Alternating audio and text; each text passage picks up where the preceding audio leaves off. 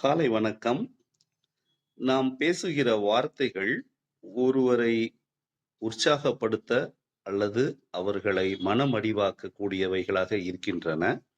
அவைகள் கட்டவும் உதவுகின்றன, அழிக்கவும் உதவுகின்றன, குணமாக்கவும் உதவுகின்றன அல்லது அவர்களை மனமடிவாக்கவும் உதவுகின்றன. உப்பானது எந்த அளவுக்கு நாம் உபயோகிக்கிறோமோ சிறிதளவுதான் நமக்கு அது தேவைப்படுகிறது.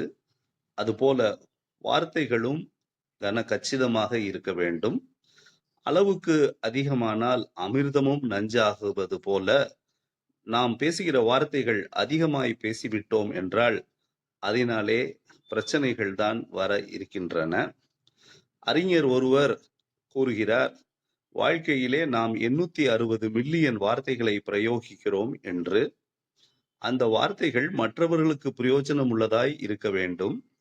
ஏனென்றால் வேதத்திலே நாம் பார்க்கிற வண்ணமாக யாக்கோபு 3ஆம் அதிகாரத்திலே வசனங்கள் 6 முதல் 8 வரை, நாவானது அவயவங்களில் சிறியதாயிருந்தாலும் அது எவ்வளவு விஷமத்தன்மம் உள்ளது என்று பார்க்கிறோம். அது விஷம் நிறைந்த உறுப்பாய் இருப்பதினாலே நாம் அதிக கவனத்துடன் கையாள வேண்டும்.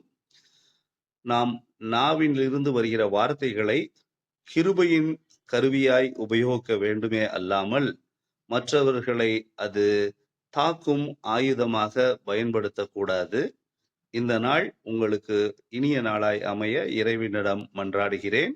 இதன் ஆங்கில வடிவம் எண்ணம் திருமதி அன்னா ரஞ்சித்.